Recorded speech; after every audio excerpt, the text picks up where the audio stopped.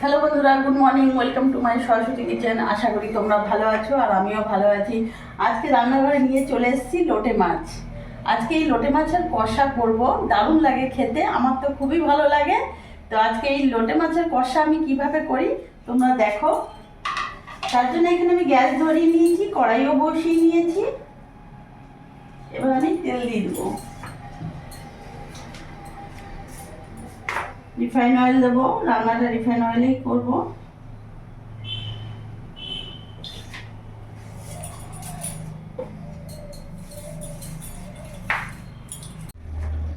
তেল গরম হয়ে গেছে, ওই তেলের মধ্যে এখানে আমি পেঁয়াজ কুচনো দিয়ে দেবো।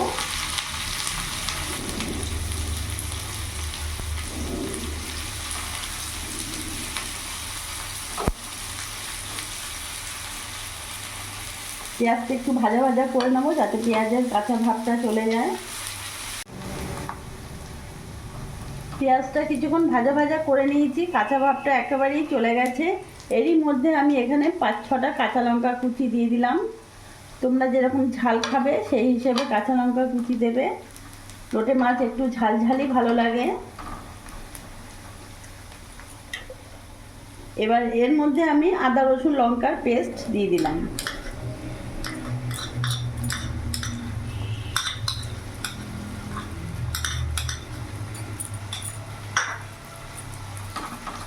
ভালো করে নাড়াচাড়া করে নেব।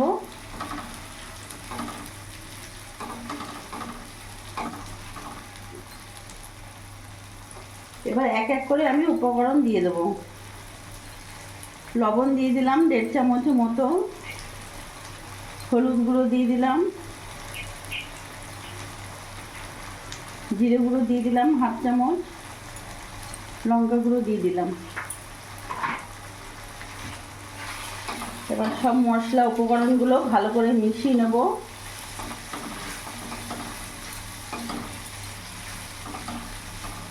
এরই মধ্যে এখন টমেটো কুচিটাও দিয়ে দেবো।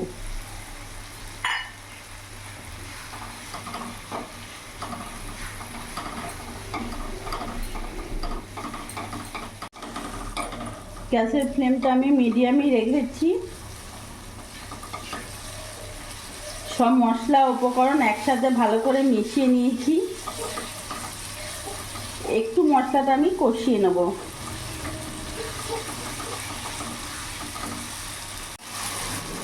সামান্য একটু জল অ্যাড করব,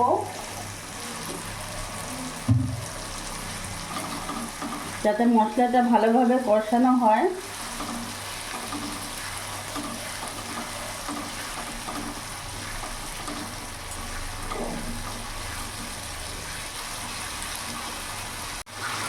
কিছুক্ষণ মশলাটা আমি কষিয়ে নিয়েছি। এবার কেটে ধুয়ে রাখা লোটে মাছগুলো আমি পুরোটা দিয়ে দেবো।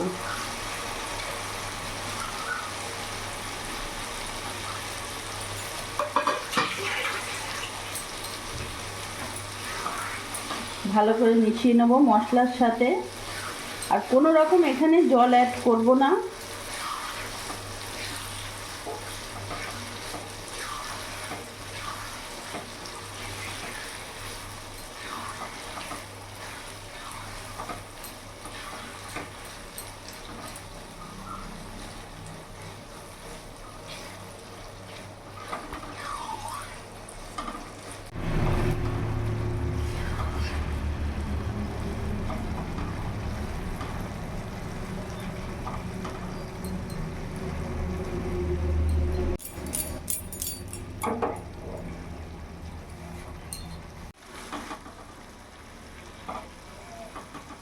আমি কিন্তু কোনো রকম জল অ্যাড করিনি। আর দেখতে পাচ্ছ কতটা বেশ গা মাখো মাখো হয়ে গেছে। আর লোটে মাছ খুবই নরম হয়, যারা লোটে মাছ খাও তারা অবশ্যই জানবে। আমি যেহেতু লোটে মাছের কষা করছি, দেখতে পাচ্ছ লোটে মাছটা আমার কিন্তু গোটা গোটা রয়েছে, দেখতে পাচ্ছ। কারণ এটা খুবই আলতোভাবে নাড়তে হয়, তা নাহলে এইভাবে নাড়বে। খুবই সুন্দর একটা গন্ধ বেরিয়েছে।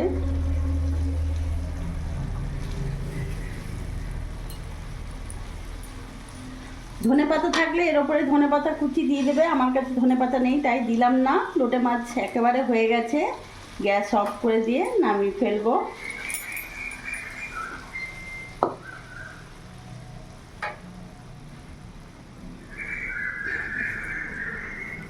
তো বন্ধুরা, তোমরা দেখলে আমি আজকে লোটে মাছের কষা বানালাম। যারা লোটে মাছ খাও তারা জানবে কতটা টেস্ট হয়। আমার তো খুবই ভালো লাগে। আর আমার এই ভিডিওটা যদি তোমাদের ভালো লাগে তাহলে অবশ্যই আমাকে লাইক করে, সাবস্ক্রাইব করে, ফলো করে আমার পাশে থেকো। আর তোমরা সবসময় ভালো থেকো।